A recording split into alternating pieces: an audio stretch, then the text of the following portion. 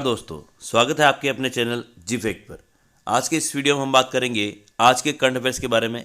लेकिन एक बार कल का रिवीजन कर लेते हैं कि लिस्बन पुर्तगाल में 19वें अंतर्राष्ट्रीय चुनावी मामलों के कॉन्फ्रेंस में चुनाव आयुक्त ऑफ द ईयर पुरस्कार से किसे सम्मानित किया गया है। तो आंसर होगा इसका मधुकर गुप्ता को जो है याद रखना कि चुनाव आयुक्त ऑफ द ईयर का पुरस्कार से सम्मानित किया गया है। ये अगर हम बात करें तो ये राजस्थान के मुख्य चुनाव आयुक्त भी कौन है, तो याद रखना राजस्थान के मुख्य चुनाव आयुक्त का नाम भी मधुकर गुप्ता ही है, यानी यही अपना सही आंसर होगा। ठीक है, अगला क्वेश्चन हमारा, ऑनलाइन ट्रेवल पोर्टल थ्रीलोफिया ने दिसंबर में घूमने के लिए देश भर के 25 शहरों में राजस्थान के किन शहरों को शामिल किया है। तो जैसलमेर, उदयपुर, जयपुर और रणथंभौर जिलों को यहाँ पर शामिल किया है, ये आपको ध्यान रखना है। अगला क्वेश्चन हमारा कि केंद्रीय दूरसंचार विभाग द्वारा राजस्थान के कितने उच्च शिक्षण संस्थानों में 5वीं पीढ़ी की तकनीकी परीक्षण प्रयोगशाला 5G टेस्टिंग लैब खोली जा रही है। तो आपको याद रखना IIT जोधपुर के अंदर खोली जाएगी, MNIT जयपुर के अंदर खोली जाएगी, बिट्स पिलानी के अंदर खोली जाएगी, MBM जोधपुर में खोली जाएगी, साथ ही साथ वनस्थली विद्यापीठ टोंक के अंदर भी खोली जाएगी। अगर हम बात करें राजस्थान के अंदर जो अगर 5G की शुरुआत हुई थी तो 5G की शुरुआत हो रही थी नाथद्वारा से। कहाँ से हुई थी? तो नाथद्वारा से। याद रखना कि 5G की शुरुआत हुई थी नाथद्वारा, ये आपको ध्यान रखना है। अगला क्वेश्चन हमारा, राजस्थान सरकार द्वारा विकसित किस सॉफ्टवेयर को प्रतिष्ठित टेक्नोलॉजी सभा अवार्ड 2023 के लिए चयनित किया गया है। तो आंसर होगा इसका वेब माई वे। ठीक है, यह भी आपको ध्यान रखना है।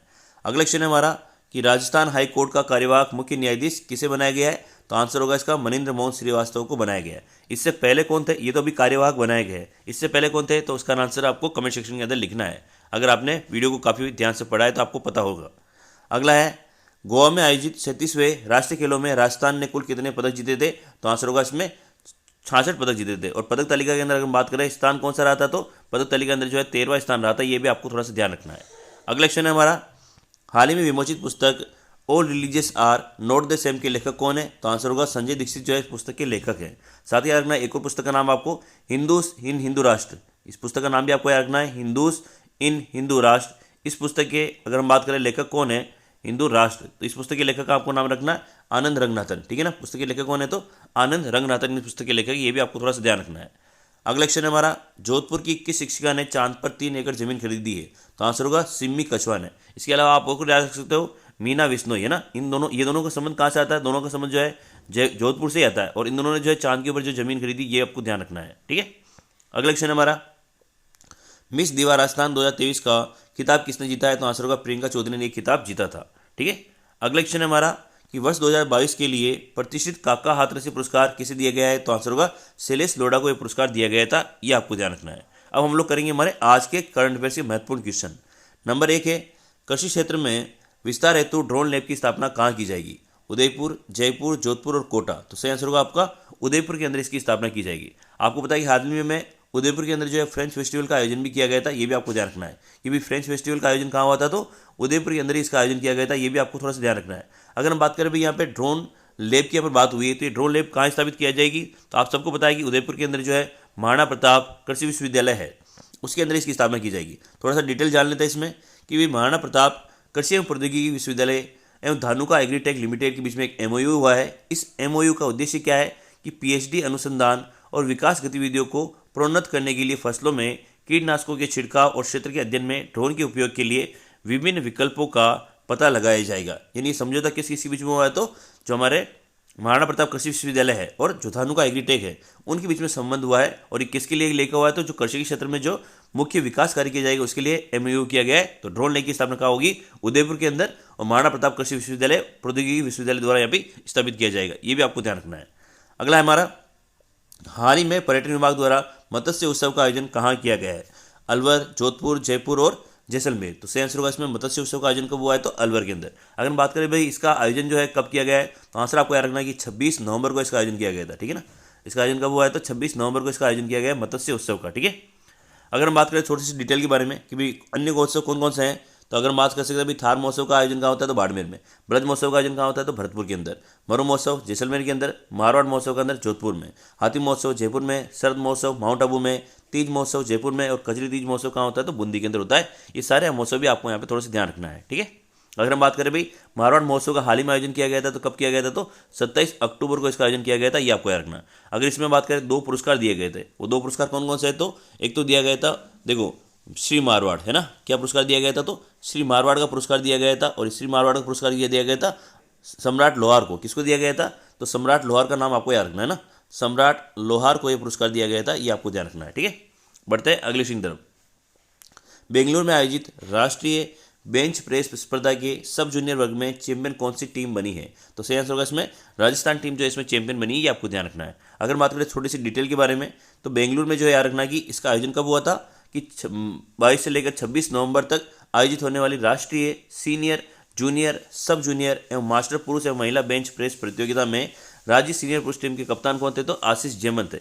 यानी इनके कप्तान का नाम भी आप याद रख सकते हो कि भी पुरुष टीम में, सीनियर पुरुष टीम में कप्तान कौन थे, तो आशीष जयमंत थे। वही अगर बात करें जूनियर टीम के कप्तान कौन थे, उदयपुर के अंतर्राष्ट्रीय खिलाड़ी भोपाल नोबल्स फिजिकल महाविद्यालय के छात्र गौरव साहू थे। जबकि अगर बात करें सीनियर महिला वर्ग की कप्तान कौन थी, तो मनीषा प्रजापत, और जूनियर महिला वर्ग की कप्तान कौन थी, तो प्राची सोनी थी। ये आपको याद रखना भाई। सीनियर पुरुष टीम के कप्तान आशीष जयमंत, महिला टीम के जो सब जूनियर टीम है उसके कप्तान कौन है, तो गौरव साहू। सीनियर महिला वर्ग की कप्तान कौन है, तो मनीषा प्रजापत, और जूनियर महिला टीम वर्ग की कप्तान कौन है, तो प्राची सोनी है। ये आपको याद रखना। इसका आयोजन कब किया गया था, तो 22 से लेकर 26 नवंबर तक बेंगलुरु के इसके अंदर आयोजन किया गया था। ये भी आपको यहाँ पे ध्यान रखना है। बढ़ते हैं अगले क्वेश्चन तरफ। हाल ही में पुनीत सागर अभियान कहाँ आयोजित किया गया है, ऑप्शन ए कोटा, जयपुर, जोधपुर और उदयपुर। तो सही आंसर होगा इसमें ऑप्शन नंबर 1 कोटा के अंदर जो है पुनीत सागर अभियान शुरू किया गया। पहले समझते हैं कि पुनीत सागर अभियान है क्या, उसके बारे में यहाँ पे थोड़ी सी डिटेल ले लेते हैं कि भाई अगर हम बात करें तो देखो, राष्ट्रीय कैडेट कोर और संयुक्त राष्ट्र पर्यावरण कार्यक्रम, जिसको हम लोग UNEP के नाम से भी जानते हैं, नई दिल्ली में रक्षा मंत्री राजनाथ सिंह की उपस्थिति में एक समझौता ज्ञापन पर हस्ताक्षर किए गए हैं। ये क्या समझौता है, तो देखो इसमें जो है प्लास्टिक प्रदूषण की समस्या से निपटने और पुनीत सागर अभियान और टाइट टर्नर प्लास्टिक चैलेंज कार्यक्रम के माध्यम से स्वच्छ जल निकायों के सार्वभौमिक लक्ष्य को प्राप्त करने के लिए एक समझौता ज्ञापन पर हस्ताक्षर किए गए हैं, ठीक है ना। अगर बात करें भाई इसका उद्देश्य क्या है, तो इसका उद्देश्य है स्वच्छ जल निकायों को बढ़ावा देने के लिए युवाओं को शामिल करने के प्रयासों में इस पर तालमेल बिठाना है। यानी इस पुनीत सागर अभियान का उद्देश्य क्या है, तो स्वच्छ जल निकाय को यहाँ पे बढ़ावा देना इसका उद्देश्य है। NCC ने पिछले साल 1 दिसंबर को पुनीत सागर अभियान शुरू किया था। अभियान का उद्देश्य समुद्री तटों को प्लास्टिक और अन्य अपशिष्ट पदार्थों से साफ करना और स्वच्छता के महत्व के बारे में जागरूकता पैदा करना है। ये इसका मुख्य उद्देश्य है। किसका उद्देश्य है, तो पुनीत सागर अभियान का ये मुख्य उद्देश्य है। अगर हम बात करें भाई चंबल, आपको पता है भी कोटा के अंदर कौन सी नदी बहती है, तो चंबल नदी बहती है। ये भी एक तरीके से क्या है, तो ये जल निकाय, इसको स्वच्छ करने के लिए जो है कोटा के अंदर जो है पुनीत सागर अभियान चलाया गया था, ठीक है। तो ये आपको ध्यान रखना है कि भाई स्वच्छ भारत अभियान के तहत पुनीत सागर अभियान कोटा में आयोजित किया गया था। इसका उद्देश्य क्या था, तो चंबल नदी की सफाई करना था। अगर बात करें कोटा से संबंधित अन्य जानकारी की, तो कोटा याद रखना कि दूसरा प्लाज्मा बैंक कहाँ अंदर है, तो स्थित है, तो याद रखना कोटा के अंदर स्थित है। राज्य का पहला बोन बैंक कहाँ स्थित है, वो भी कोटा के अंदर स्थित है। ट्रैफिक लाइट फ्री शहर कौन सा है, तो वो भी कोटा है, याद रखना। और कोटा का मशहूर दशहरा मेला तो आप याद रख सकते हो, ठीक है ना। दशहरा मेला हाल ही में जो आयोजित किया गया था, ये भी आपको यहाँ पे ध्यान रखना है। बढ़ते हैं अगले क्वेश्चन तरफ। प्रदेश की किस यूनिवर्सिटी ने नीति आयोग के वुमन एंटरप्रेन्योर प्लेटफॉर्म के साथ काम करने वाली महिला उद्यमियों के लिए सहायता योजना शुरू की है, तो इसका सही आंसर याद रखना। आपको बिट्स पिलाने के लिए आपको इसका आंसर याद रखना है। अगर हम बात करें मोहनलाल सुखाड़े विश्वविद्यालय उदयपुर की, तो इनकी कुलपति का नाम आपको याद रखना है। इनकी कुलपति का नाम है सुनीता मिश्रा, ठीक है ना। इनकी कुलपति का नाम क्या है, तो सुनीता मिश्रा इनकी कुलपति का नाम है। ये आपको थोड़ा सा ध्यान रखना है क्योंकि ये महिला कुलपति है, इसलिए काफ़ी इंपॉर्टेंट हो जाता है। अगला हम बात करें राजस्थान विश्वविद्यालय की कुलपति का नाम, तो इनका नाम भी आपको याद रखना है। इनका नाम है अल्पना कटेजा। क्या नाम है इनका, अल्पना कटेजा इनका नाम है, आपको याद रखना, ठीक है ना। लिख लेते हैं यहाँ पे अल्पना कटेजा, ठीक है। ये भी आपको थोड़ा सा यहाँ पे ध्यान रखना है, अल्पना कटेजा, ये आपको थोड़ा सा यहाँ पे ध्यान रखना है, ठीक है। बढ़ते हैं अगले क्वेश्चन तरफ। अगला क्वेश्चन है हमारा कि हाल ही में मिस्टर राजस्थान 2023 का खिताब किसने जीता है, तो आंसर होगा इसका अंश वालिया ने यहाँ पे याद रखना कि मिस्टर राजस्थान 2023 का खिताब जीता है, ठीक है। अगर बात करें भाई, ये तो 2023 की बात हुई, इससे पहले कौन थे, तो याद रखना 2022 में अगर बात करें तो 2022 में जो थे मिस्टर राजस्थान, उनका नाम है सूर्या राज सिंह। अगर हम बात करें यहाँ पे 2023 में फर्स्ट रनर अप कौन रहे थे, तो अभिषेक चौधरी। और सेकंड रनर अप कौन रहे थे, तो सेकंड रनर रहे थे अपने पास सूर्य प्रताप सिंह राठौड़। तो ये तीनों सारी चीज़ें आपको याद रखनी भाई। अंश वालिया जो है राजस्थान 2023 रहे हैं। अगर बात करें 2022 कौन रहे, तो सूर्या राज सिंह। अगर फर्स्ट रनर अप 2023 की बात करें तो अभिषेक चौधरी, और सेकंड रनर अप 2023 की बात करें तो सूर्य प्रताप सिंह राठौड़। तो ये सारी चीज़ें आपको ध्यान रखनी है, ठीक है। अगर हम बात करें इन्फिनिटी टेक ओवर्स की ओर से royal battle of Rajasthan theme पर आयोजित किए जा रहे राजस्थान के पहले मेल कैटेगरी के पेजेंट मिस्टर राजस्थान 2023 सीजन 2 का ग्रैंड फिनाले जयपुर में अजमेर रोड स्थित ट्रेड फेयर रिसोर्ट में किया हुआ है। अगर बात करें इसमें अलग अलग राउंड आयोजित किए गए थे। अलग अलग राउंड्स में शानदार प्रदर्शन करते हुए जयपुर के अंश वालिया ने मिस्टर राजस्थान 2023 का खिताब यहाँ पर प्राप्त किया है। ये आपको थोड़ा सा यहाँ पर ध्यान रखना है। अगर हम बात करें भाई जयपुर के ही अभिषेक चौधरी फर्स्ट रनर अप रहे थे, जोधपुर के सूर्य प्रताप सिंह राठौड़ सेकंड रनर रहते हैं। इस मेल पेजेंट को आयोजित करने का उद्देश्य क्या है? तो राजस्थान के रिच हेरिटेज कल्चर और टूरिज्म को प्रमोट करना इसका मुख्य उद्देश्य, ये आपको ध्यान रखना है। इस ग्रैंड फिनाले की अगर हम बात करें मिस्टर राजस्थान 2022, जिसका नाम क्या है? तो Surya Raj Singh. Elite miss Rajasthan Piyu Chaudhary, fashion stylist Amita Makana और fitness model Rohit Sen jury members के रूप में यहाँ पर उपस्थित रहे थे। ये सारी चीज़ें आपको यहाँ पे ध्यान रखनी है। यहाँ पे एक नाम आपको खास तौर पर याद रखना है, मिस एलिट मिस राजस्थान 2023, जिसका नाम क्या है? तो पीयू चौधरी है। ये भी आपको यहाँ पे ध्यान रखना है, ठीक है। अगला क्वेश्चन हमारा कि हाल ही में चंद्रभागा पशु मेले का आयोजन कहाँ किया गया है? तो आंसर होगा इसका झालावाड़ के अंदर इसका आयोजन किया गया है। झालावाड़ में भी कहाँ पर? तो झालरा पाटन के अंदर इसका रखना है कि आयोजन किया गया है, ठीक है ना। झालरा पाटन के अंदर इसका आयोजन हुआ है। इसका आयोजन कब होता है? तो याद रखना है कि कार्तिक पूर्णिमा को जो है इसका आयोजन किया जाता है। कार्तिक पूर्णिमा को इसका आयोजन किया जाता है, ये आपको ध्यान रखना है। साथ ही अगर हम बात करें यहाँ पर ये मेला फेमस क्यों है, तो यहाँ पर जो है मालवी नस्ल के जो पशु है, मालवी नस्ल की जो पशु है यहाँ पर इनकी खरीद बिक्री की जाती है, इसलिए काफ़ी फेमस है, ये आपको ध्यान रखना है। बढ़ते हैं अगले क्वेश्चन तरफ। भारतीय क्रिकेटर विराट कोहली की मोम की प्रतिमा कहाँ स्थापित की जाएगी? तो आंसर याद रखना है कि नाहरगढ़ जयपुर के अंदर स्थापित की जाएगी। आप सबको पता है कि भाई मोम म्यूजियम हमारे राजस्थान में नाहरगढ़ के अंदर स्थित है, ठीक है ना। यहाँ मोम म्यूजियम है, हम लोग जिसको हम लोग वैक्स म्यूजियम के नाम से भी जानते हैं, ठीक है ना। वैक्स म्यूजियम कहाँ पर स्थित है? तो याद रखना कि जो भारतीय क्रिकेट नाहरगढ़ जयपुर के अंदर स्थित है और यहाँ पर जो है विराट कोहली की प्रतिमा स्थापित की जाएगी। आप सबको पता है कि हाल ही के वर्ल्ड कप के अंदर जो है विराट कोहली ने जो है 50वां शतक लगाया है ना। और इन्होंने जो है सचिन का रिकॉर्ड तोड़ा है, इसलिए इनको मोम की प्रतिमा स्थापित की जाएगी। कहाँ पर? नाहरगढ़ जयपुर में स्थित वैक्स म्यूजियम के अंदर, ठीक है ना। कहाँ पर स्थापित की जाएगी? तो नाहरगढ़ जयपुर में वैक्स म्यूजियम में इसकी स्थापित की जाएगी। और ये स्थापना कब होगी? तो याद रखना 17 दिसंबर को इसकी स्थापना की जाएगी। ये भी आपको यहाँ पर थोड़ा सा ध्यान रखना है, ठीक है। थोड़ी सी डिटेल ले लेते हैं इसके बारे में कि भाई जयपुर वैक्स म्यूजियम जल्द ही दुनिया के शीर्ष बल्लेबाज विराट कोहली की मोम प्रति का अनावरण करेगा। कोहली के ऐतिहासिक 50वें शतक को सलाम करते हुए संग्रहालय 17 दिसंबर को अपनी 7वीं वर्षगांठ पर उनके मोम के पुतले का अनावरण करेगा। ये आपको थोड़ा सा ध्यान रखना है। बढ़ते हैं अगले क्वेश्चन तरफ।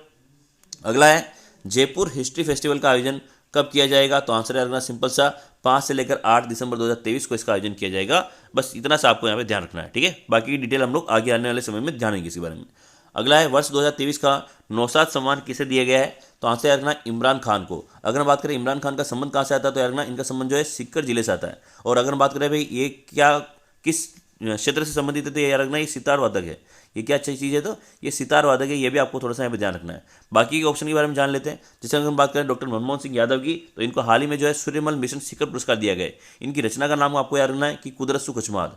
इनकी रचना का नाम क्या है? तो कुदरत सु कुचमाद इनकी रचना का नाम है, ये आपको याद रखना है ना। तो ये भी आपको थोड़ा सा याद रखना है, कुचमाद थोड़ा सा क्या लेना है यहाँ पे, कुदरत सु कुचमाद है ना, कुदरत सु कुचमाद आप लोग कर लेना इसको। अगर बात करें माधव हाड़ा को, तो इनको जो है याद रखना है कि बिहारी पुरस्कार से सम्मानित किया गया है। कौन सा पुरस्कार दिया गया है? तो इनको बिहारी पुरस्कार दिया गया है। इनकी रचना का नाम है पचरंग चोला पैर सकीरी। अगर हम बात करें डॉक्टर कृष्ण जुगरी की, तो इनको मिला है एलपी टेसीटोरी अवार्ड। इनको कौन सा मिला है? तो एलपी टेसीटोरी अवार्ड से इनको सम्मानित किया गया है। ये भी आपको थोड़ा सा ध्यान रखना है, ठीक है। तो ये आज का हमारे महत्वपूर्ण क्वेश्चन। अगर आपको वीडियो अच्छा लगा हो तो वीडियो को लाइक करें, चैनल को सब्सक्राइब करें। जय हिंद, जय भारत।